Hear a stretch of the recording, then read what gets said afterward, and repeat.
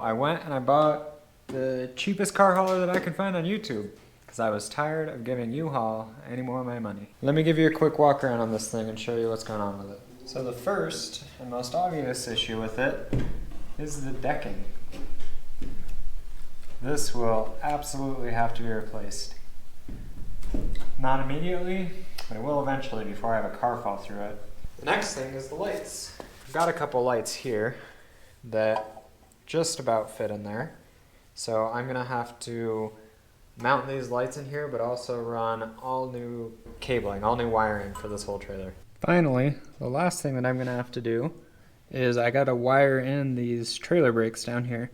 But also, I don't actually have an electronic brake controller on most of my vehicles. I used to have one on the Explorer, and once the Explorer's done, it'll have one again.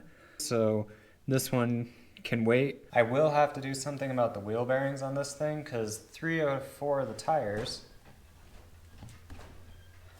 that's not one of them. Because 3 out of 4 of the tires on this thing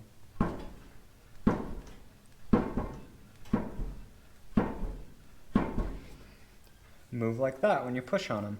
So I'm gonna have to tighten up the preload on these, repack them, get this jacked up, and give those an inspection. That's the new trailer. It's less than $1,000, and you can probably tell why, because it is in some pretty rough shape and needs a lot of work, but I think it's got a really firm foundation. I'll take you along with me as we fix this thing up, and this is what I'm going to use to go grab the Explorer.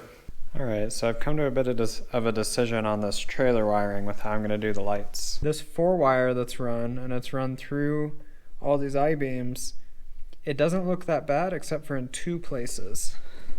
The first place is where it comes out here. I'm going to cut it here. I'll replace the wiring that goes across the trailer here and here. Leave intact the stuff that goes to the front of the trailer here. And then on the front of the trailer, some of the wiring that's been in the sun for a little bit is starting to show some cracks. So I think what I'll do is flat 4 connector up front, 4 wires to the back, and then 2 to that light, and then run 2 all the way across to that light. And I think that'll get me on the road for now.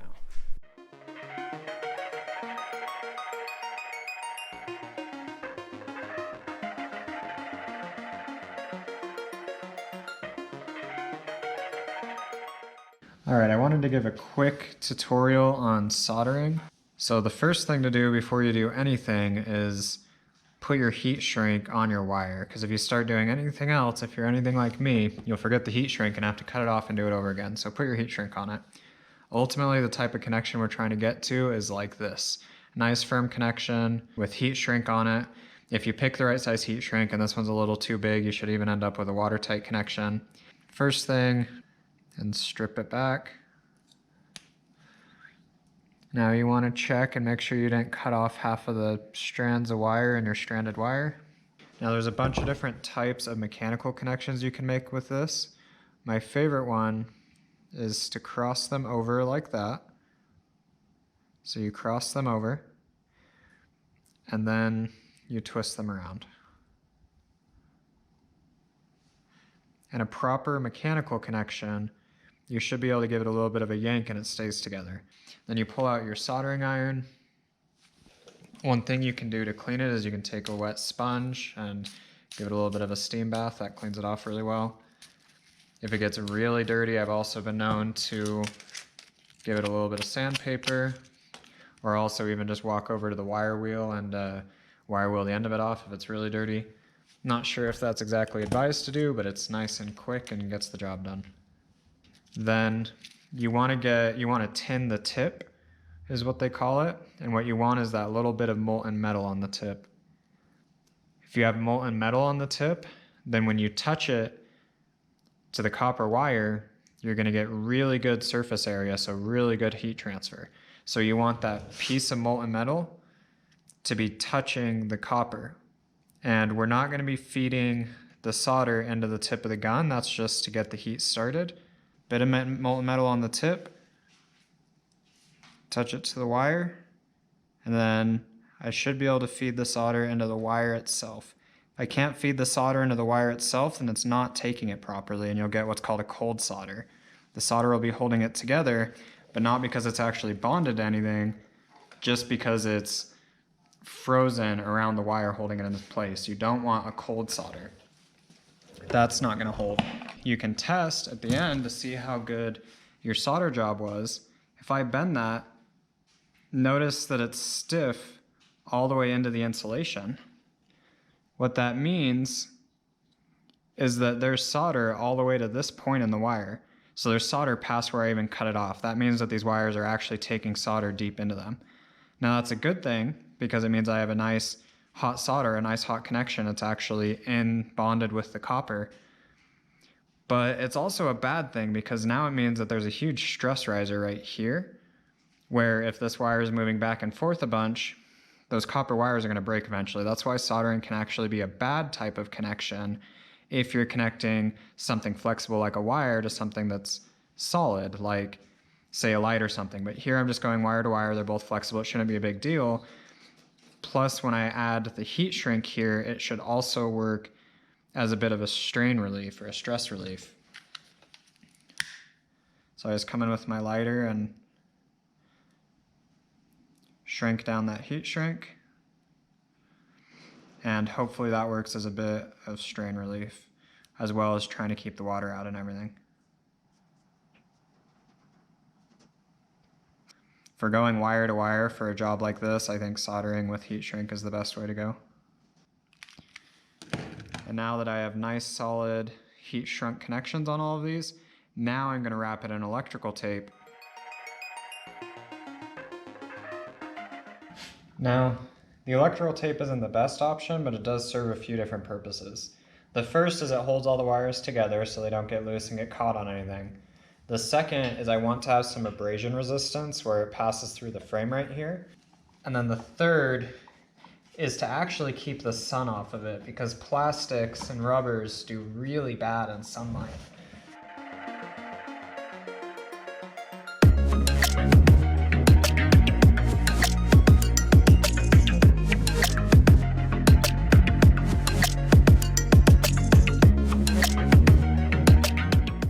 So I was trying to solder this together and the copper on these is a little oxidized. This is the old wiring on the trailer.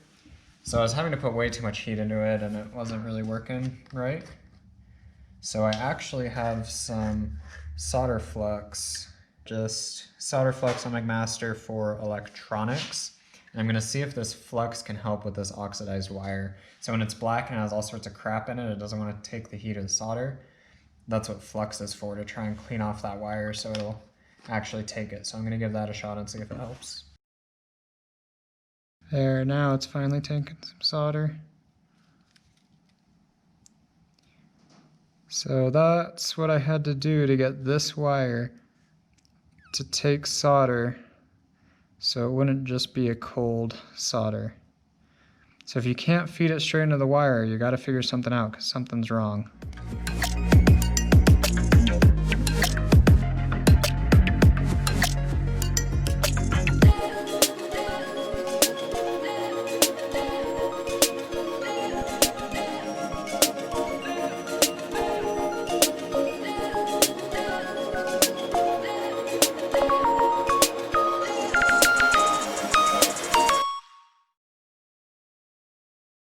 Alright, this is how you do these crimp connectors. So same as the other ones, strip it back a little bit. First thing I do is, because it's a stranded wire, I twist it so that all the strands stay together. I don't get any strands running off. You can see if I just put it in the connector, it's really loose in there. Because they don't fit perfect, I actually bend it in half and give it a bit of a pinch, and then I put it in here. And that just makes it take up more space in that connector, so that it makes a more solid connection. And you want to see it coming out the end of the connector there. And then I just use these pliers. Ratcheting pliers for this are much nicer, but crimp down on it. Takes a pretty good amount of force. What you want to check for is if there's any play on it, pulling on it. If you feel any grinding or any play, then that's going to wiggle itself out of there. Or it means that there's not enough pressure on the clamp on the copper, and if there's not enough pressure there, then there's an air gap and it'll start to degrade over time. Now that I have these three connectors, I'm just going to plug these straight into the light and plug the light into here.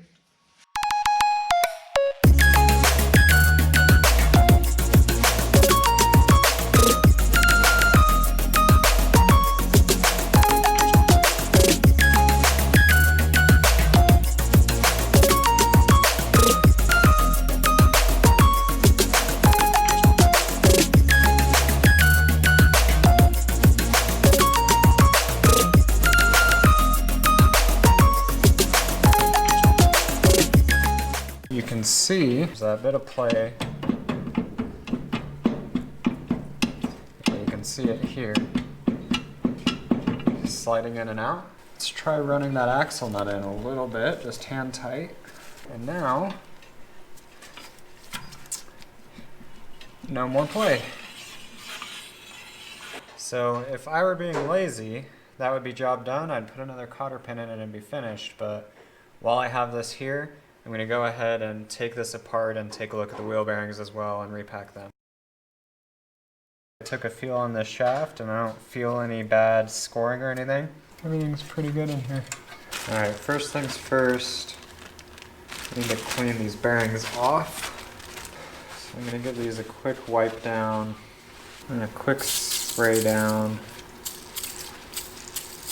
Just like an alcohol-based cleaner to try and get some of that grease off. And then while I'm at it, I'm going to inspect them. The way you inspect them is you just spin them.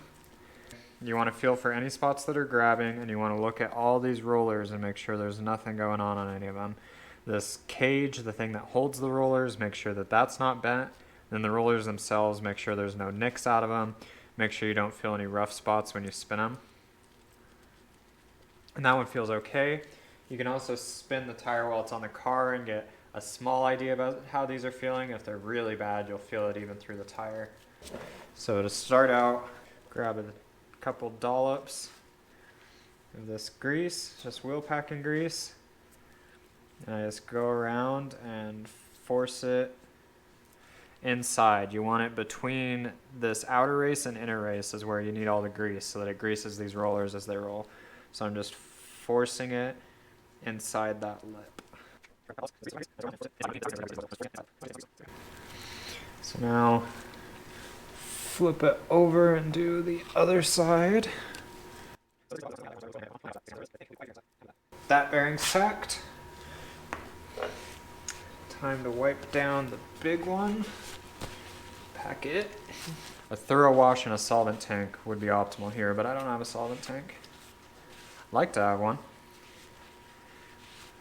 Why don't you go ahead and like and subscribe, and then maybe one day I'll be able to afford a solvent tank.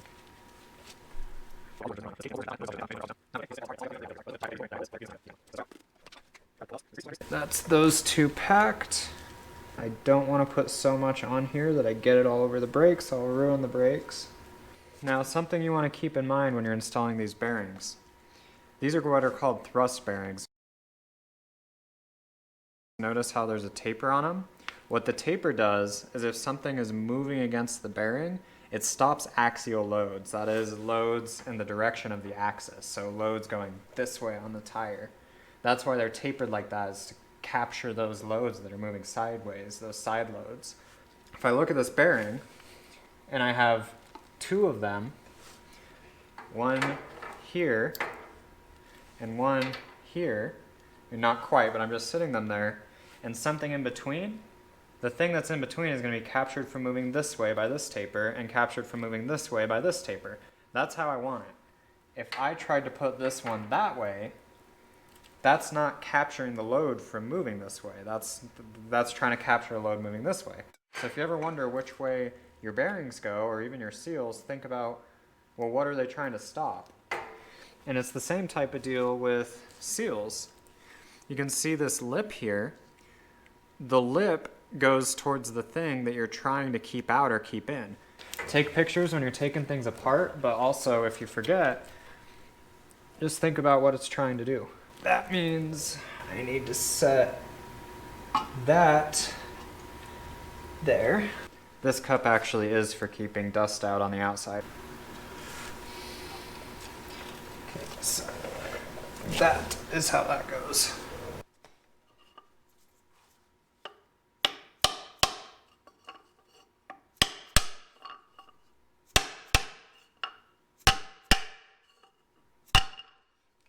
I don't know if you can hear that on the camera, but you can hear the noise of me hitting it suddenly changed to a lot harsher noise.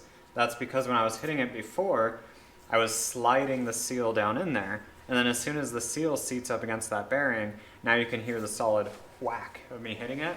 That's how you know it's seated. Okay, do not touch the drum surface with your greasy fingers, like I might have just done a little bit. So I'm going to clean that drum surface off. Again, alcohol-based cleaner, or brake clean would be the best thing to use. But that's all the way on the other side of the shop, so I'm just going to use that alcohol-based cleaner.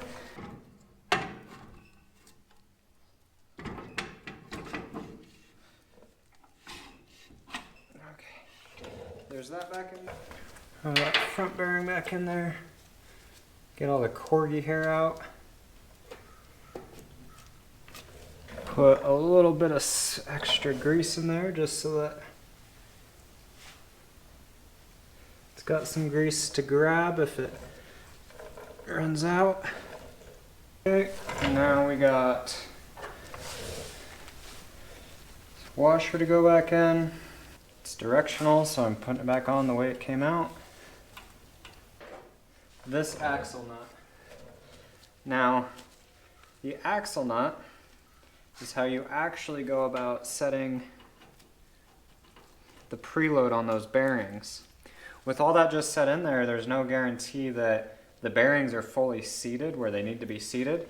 So what I need to do is go in and set the preload, make sure everything's all pulled tight together. And then once I know it's sitting in the right spot, I can back up on this nut and make sure that they're not under too much force. There's different ways to do it. One way is to just say finger tight plus a quarter turn. Another is that you do it finger tight and then you do a certain torque to it and then you back off. I think if I were to do that, it should be about, let's try 20 foot-pounds, see if that comes out to about a quarter turn.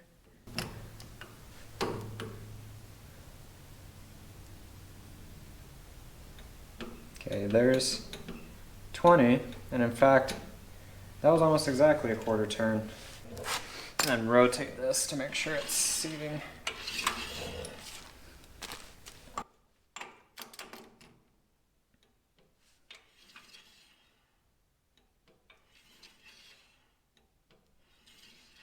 Okay, so that should be seated. Now you can notice, I do not have that play I had before. So it's better than it was, but now my preload's going to be too tight. So you don't want this nut too tight, because then it's going to wear against the, it's going to wear out your bearings. So I'm going to go back in, finger tight, and then check if I can get a cotter pin in. And I can't, I just have to go a tiny bit more. Okay, now I can get a cotter pin in. And again, notice, that was just by hand, I didn't use a tool. I used a tool the first time to make sure everything was sucked up, but then I just have it finger tight. Importantly, I don't feel any play in the hub. So I don't feel any roughness here, and I don't feel any play in the hub, and that is basically just finger tight. That's perfect, that's what we're looking for. So let me find a cotter pin.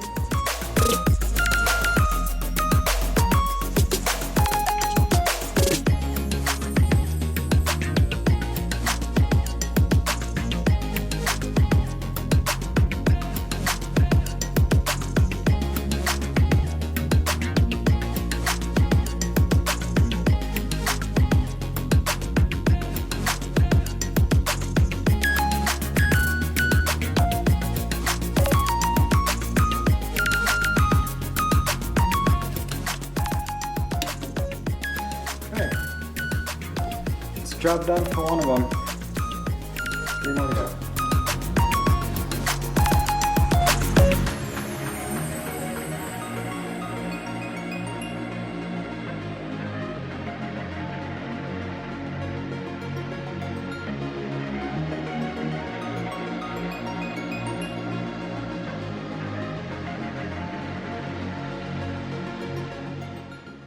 Alright, so I've got to get a way to connect this winch to the front of the trailer. Alright, so my plan is that I want to be able to bolt this to a plate, have that plate be on a stick that sticks into these. So I have a bit of fabricating to do. It should just be a couple pieces of square tubing and a plate, and then something to stop it going down too low, and see what it looks like.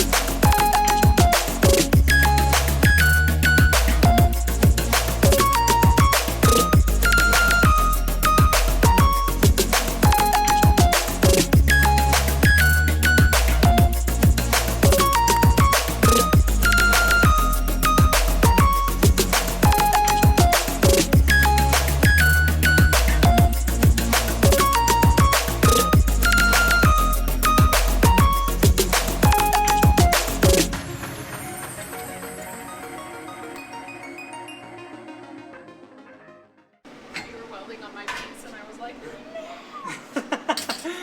oh, you don't trust damn, my welds boy. that much.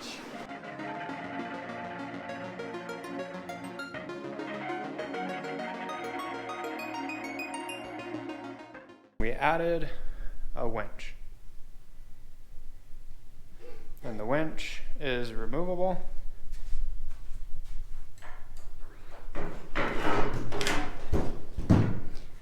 So that I can either A, move it to any of these other C channels that are on the trailer, or B, just pull it off so that I can hang a car off the front of the trailer. So that's everything that we were able to get done on the trailer.